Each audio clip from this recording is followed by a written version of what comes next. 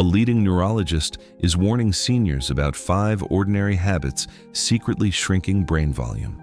Most people have no idea this is happening right now, inside their own home. These aren't rare habits, and they aren't extreme behaviors either. There's a good chance you've done at least 3 of them today already, without even noticing. Before we begin, the information in this video is for educational purposes only and is not a substitute for professional medical advice. Always consult your doctor before making any changes to your health routine. Today, I'm going to show you 5 daily habits quietly shrinking your brain, one ordinary choice at a time. We're starting with one you probably did this morning, and we're finishing with one that happens every single night in almost every home. Stay with me until the end. Habit number 4 surprises almost everyone we've talked to because it doesn't look like a health habit at all. None of these 5 habits are things you were ever warned about growing up. They quietly became normal for almost everyone over the last few decades. And if you're new here, hit subscribe.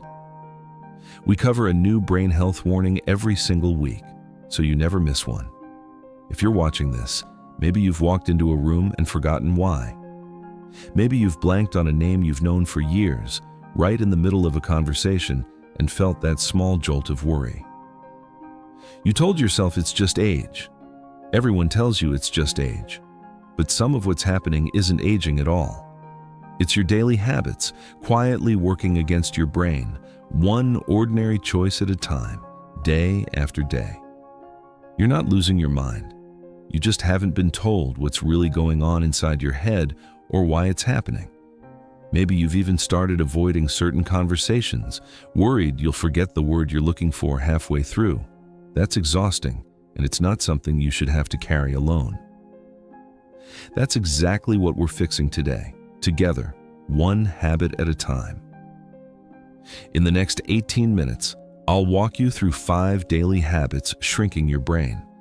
You'll learn exactly why each one matters, in plain language, no medical degree required, no confusing charts. And what the science says is really happening inside your head when you do them, day after day. More importantly, you'll learn simple changes you can start tonight, right after this video ends. These changes don't cost money, and none of them need a prescription or a doctor's visit to begin. And stay until the end. I'll share the one habit that does more damage than all the others combined, and it isn't the one most people expect it to be. By the time we're finished, you'll have a clear, simple checklist you can start using tonight, not someday, not next month. This isn't guesswork, and it isn't fear-mongering either. A major study published in The Lancet in 2020 made a striking finding. Social isolation alone raises dementia risk by 50%, independent of any other health factor. Researchers at major universities have studied poor hydration and prolonged sitting in older adults for years. Both are linked to measurable brain changes visible on brain scans in people who otherwise feel perfectly healthy. Blood sugar spikes show similar effects on brain tissue, according to researchers studying metabolic health in aging populations. Neurologists have warned about this for years, often quietly, in journals most people never read or hear about. Together, these 5 habits age the brain faster than genetics alone, according to the research we'll walk through together. What makes this list different from a lot of health advice is that every single item on it is something you can change starting tonight, without any special equipment or expensive supplements. That's exactly why we're covering all 5 today, in one place so you have the full picture, in plain language. Habit number 1, chronic dehydration. Drinking less water than your body actually needs, day after day, without ever realizing it. Most seniors don't think they're dehydrated. They think dehydration means collapsing on a hot summer day or ending up in the hospital. But there's a quieter version that builds slowly over years.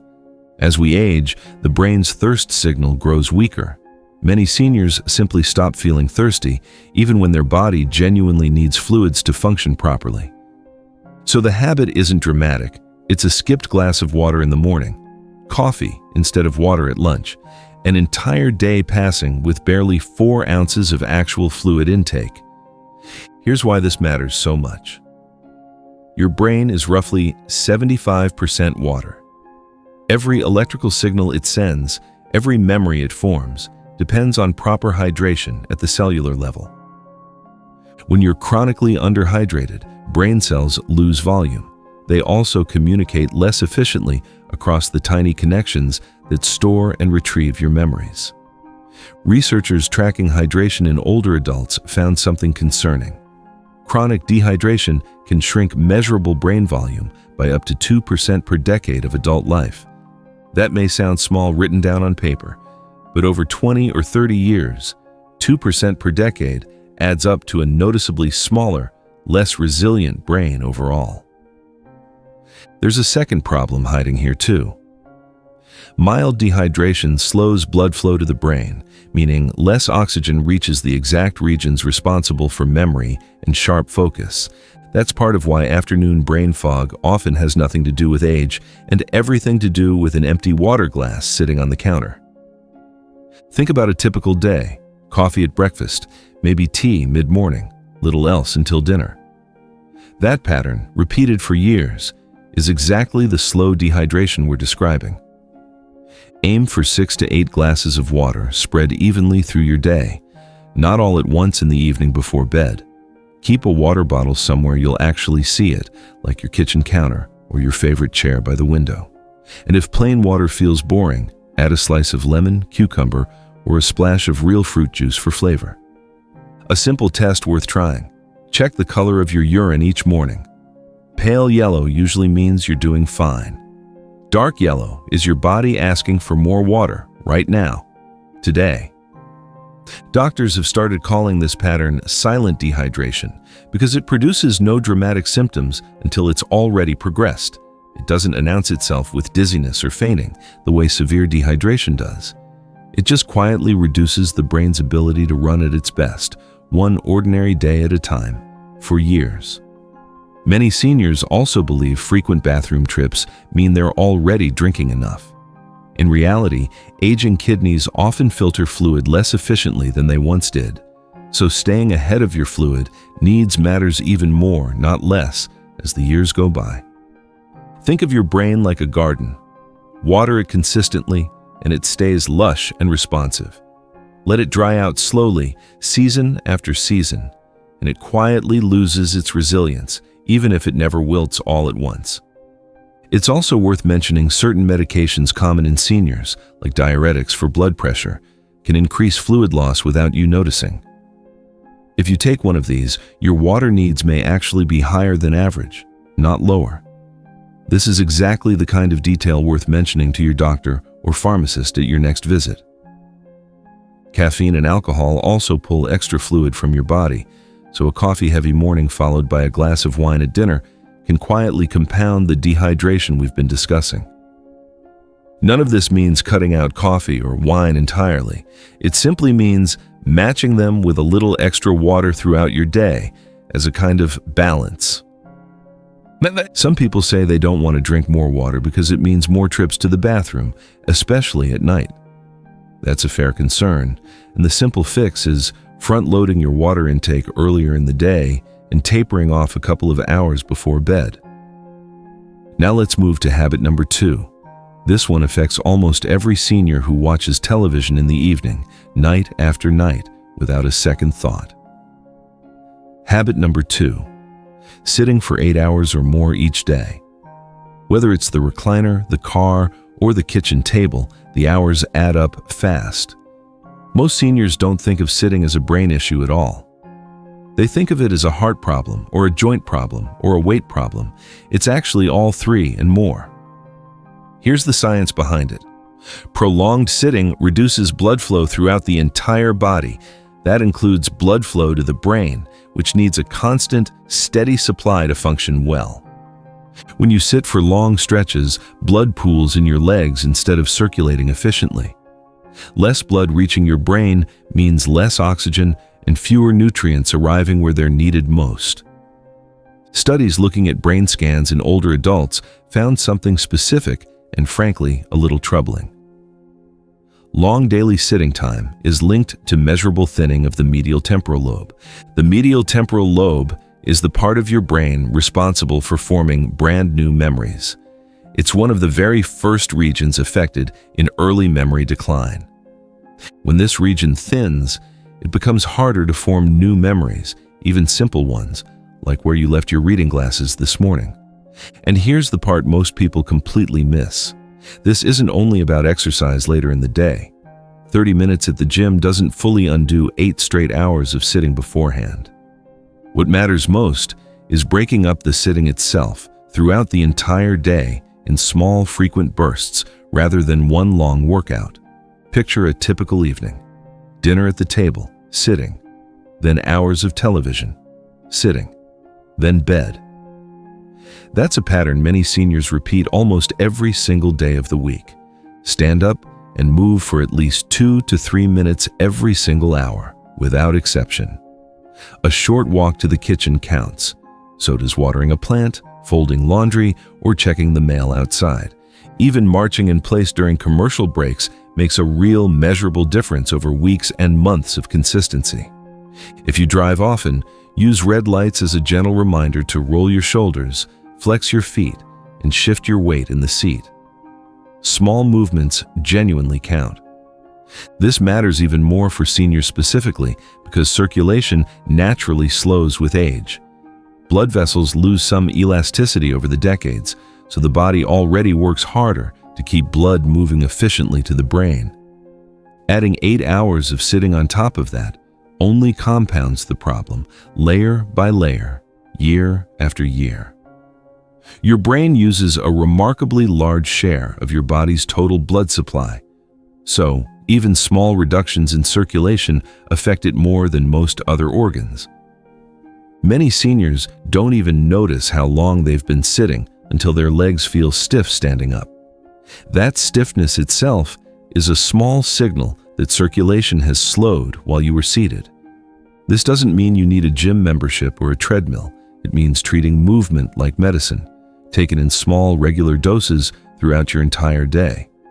Some seniors worry that standing more often will strain their joints or leave them tired. In practice, the opposite tends to happen. Short, frequent movement usually reduces stiffness rather than causing it. A useful trick is linking movement to something you already do daily. Standing during phone calls or during every commercial break turns movement into a habit rather than another chore on your list. Even a kitchen timer set for 50 minutes can be enough. When it goes off, simply stand up, stretch, and take a short lap around the room before sitting back down. If mobility is limited, this still applies. Even seated marching, lifting your knees one at a time in your chair, gets blood moving without requiring you to stand at all. Habit number 3 is coming up next. And it's hiding in foods you'd never suspect, sitting quietly in your own kitchen cabinet. Habit number 3, frequent sugar spikes. The blood sugar roller coaster from sugary snacks, white bread, and sweetened drinks throughout the day. A quick spike feels harmless in the moment. Maybe it's a cookie with your afternoon coffee or a sweetened cereal at breakfast. But your brain quietly pays a price every single time it happens. When blood sugar spikes and then crashes, it triggers inflammation in a specific part of the brain called the hippocampus. The hippocampus is your brain's memory center. It's where new memories are formed and stored, and where old ones are pulled back up whenever you need them. Researchers studying blood sugar and brain health found a direct, repeated link between the two. Frequent sugar spikes are tied to hippocampal inflammation that builds steadily over time. That inflammation, repeated day after day for years, is believed to speed up age-related memory decline, quietly, in the background, long before symptoms appear. There's a hidden pattern worth understanding here too. It's rarely one big dessert that causes the real damage. It's the small, repeated spikes, 5 or 6 times a day, that truly add up. A sweetened coffee in the morning, crackers at lunch, a soda in the afternoon. Each choice feels small on its own. Together, they're a roller coaster. Your brain rides every single day of the year. It's also worth knowing that this isn't only about obvious sweets. Refined white bread, white rice, and many packaged snacks spike blood sugar just as sharply as candy does. Pair carbohydrates with protein or fiber to slow the sugar spike naturally. An apple with peanut butter is far gentler on your brain than an apple eaten alone. Swap sugary drinks for water, sparkling water, or unsweetened tea whenever you possibly can. And check labels carefully. Sugar hides in sauces, cereals, and even bread you'd never suspect at all. Try walking for just 10 minutes after a meal, even around the yard. It helps your body process sugar more smoothly, softening the spike before it fully happens. Aging also naturally makes the body slightly less efficient at processing sugar, a shift often called insulin resistance. That means the same sugary snack that barely affected you at 40 may spike your blood sugar higher, and for longer, in your 60s and beyond. Reading nutrition labels for grams of added sugar, not just the word sugar itself, can reveal surprising amounts hiding in foods marketed as healthy or natural. None of this means giving up sweets entirely or feeling deprived at every meal. It means smoothing out the roller coaster so your hippocampus isn't taking the hit 5 times a day. Fruit deserves a special mention here. Whole fruit, with its natural fiber intact, spikes blood sugar far more gently than fruit juice, which strips that fiber away entirely. So an orange is a very different experience for your brain than a glass of orange juice, even though they start from the exact same fruit. If you enjoy a treat after dinner, having it right after a meal rather than alone on an empty stomach also softens the spike considerably. Some people worry that cutting back on sugar means giving up flavor entirely. Cinnamon, vanilla, and fresh berries can add natural sweetness to meals without the same sharp spike that refined sugar causes. We still have 2 more habits to cover today. Stay with me. Habit number 4 is the one that surprises almost everyone we talk to. Habit number 4, social isolation. Going days, sometimes even weeks, without meaningful conversation or real human connection. This one surprises people because it doesn't feel like a health habit at all. It feels like just life, especially after retirement or after losing a spouse or close friend. But the research here is genuinely striking. A major study published in The Lancet in 2020 found something remarkable. Social isolation alone raises dementia risk by 50%. 50%. Let that number sit with you for a moment. That's a bigger jump than several physical risk factors combined, including some you'd expect to matter far more. Here's why isolation hits the brain so hard. Social interaction actively exercises the brain.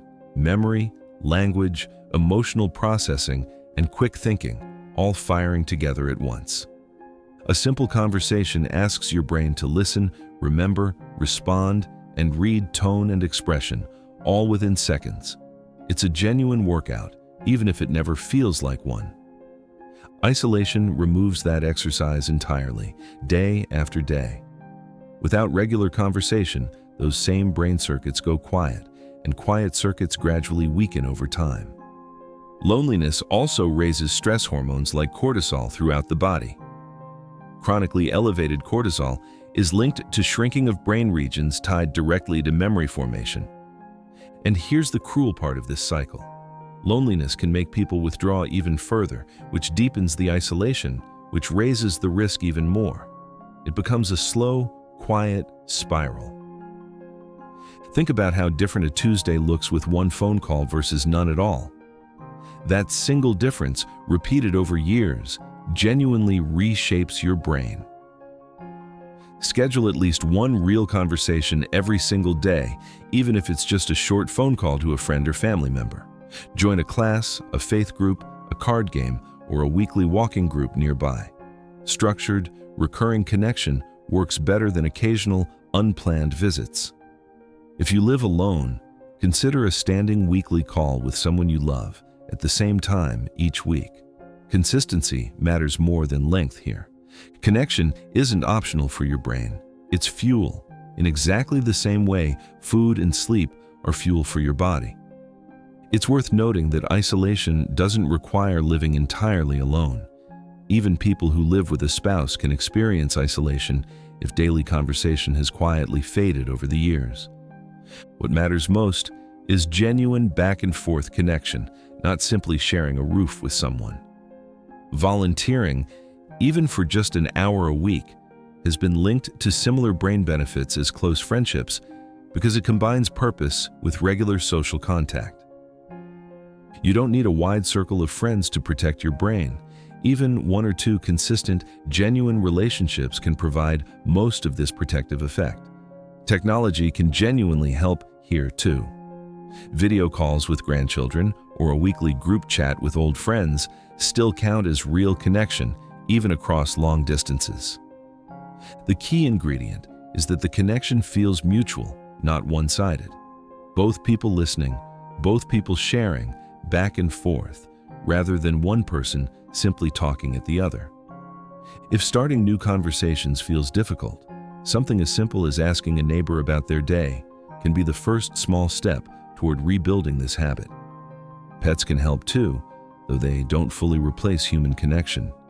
Even a short daily walk with a dog often opens the door to conversations with other people along the way. Now, the final habit, and it might be the most common one of all, happening in almost every home tonight, including yours. Habit number 5, sleeping less than 6 hours a night, night after night, without realizing the true cost. Many seniors accept poor sleep as simply part of getting older. Waking up at 3 in the morning, struggling to fall back asleep for an hour. It's not something you have to accept. During deep sleep, your brain runs a cleanup process, almost like a nightly wash cycle. It clears out waste proteins that build up in your brain throughout the day. One of those waste proteins is called beta amyloid, and it's strongly linked to Alzheimer's disease whenever it's allowed to accumulate over time. When you consistently sleep under 6 hours, that cleanup process gets cut short, night after night, week after week. The waste doesn't fully clear, and it slowly builds up. Research has linked getting under 6 hours of sleep to something serious and measurable, a 30% higher risk of developing Alzheimer's disease later in life. 30%. From something as simple and as fixable as your nightly sleep schedule and bedtime routine. It's not just about total hours either. Fragmented sleep, waking up repeatedly through the night, interrupts the deep sleep stages where this cleanup happens most. That's why some seniors sleep 7 full hours but still wake up foggy and tired. Quality matters just as much as quantity here. Think about your own recent nights, falling asleep with the television on, waking at 2, then 4, then finally giving up around 6. That fragmented pattern adds up fast. Keep a consistent bedtime and wake time, even on weekends and holidays. Your brain genuinely thrives on rhythm and predictability. Cut caffeine after 2 in the afternoon, since it can linger in your system for 6 hours or more before wearing off. And keep your bedroom cool, dark, and quiet. Your brain does its most important cleanup work while you sleep, so protect that time like it truly matters, because it does. Sleep needs don't actually shrink dramatically with age, despite what many people assume. Most adults, including seniors, still benefit from 7 to 8 hours most nights. What changes with age is often the ability to fall and stay asleep, not the underlying need for rest itself. Naps can help during the day, but long naps late in the afternoon can make nighttime sleep even harder to achieve, creating a cycle that's tough to break. If a nap helps, keep it short, ideally under 30 minutes, and take it earlier in the afternoon rather than close to dinner. Screens before bed are worth mentioning too. The blue light from phones and television can delay your body's natural release of melatonin, the hormone that signals it's time to sleep. Reading a physical book or listening to quiet music for the last 30 minutes before bed can ease this transition far more gently than scrolling on a phone. If pain or a health condition is disrupting your sleep regularly, that's worth raising with your doctor directly, since treating the underlying cause often improves sleep more than any bedtime routine alone. A warm shower about an hour before bed can also help. As your body cools down afterward, it naturally signals to your brain that it's time to wind down for the night. Let's recap the 5 habits we covered today so they stick with you long after this video ends. Habit 1. Chronic dehydration. Your brain needs water to function, and going without enough of it shrinks measurable brain volume by up to 2% per decade of adult life. Habit 2. Sitting 8 or more hours a day. Long stretches without movement slow blood flow and thin the medial temporal lobe, your brain's memory-forming region. Habit 3. Frequent sugar spikes. The blood sugar roller coaster from sweets and refined carbs triggers inflammation in the hippocampus, your brain's memory center. Habit 4. Social isolation. Going too long without real conversation raises dementia risk by 50%, according to a 2020 study in The Lancet.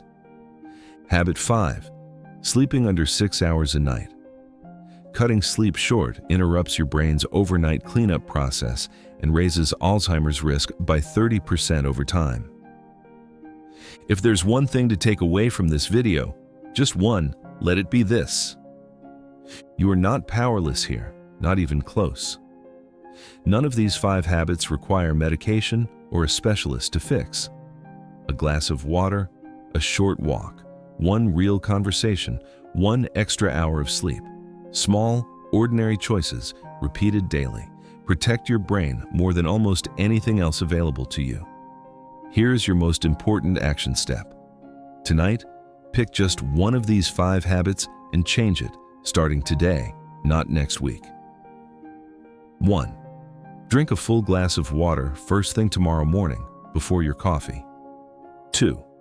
Stand up and move for 2 minutes every hour, starting with tomorrow afternoon. 3.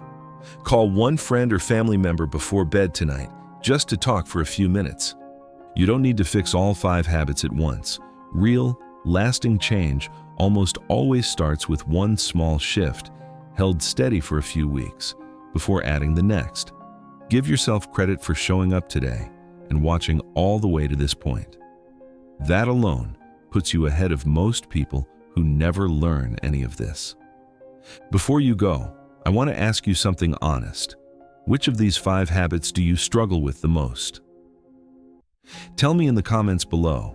I read every single one. If this video helped you, please share it with someone you love, a parent, a sibling, a close friend. This kind of information is easy to overlook, but it truly, genuinely matters. And if you haven't subscribed yet, now's a great time to join us. Next week, we're covering the specific foods that actively repair and protect your brain after 60. You don't want to miss that one. Thank you for spending these 18 minutes with me today. Your brain and your family are worth every single one of them.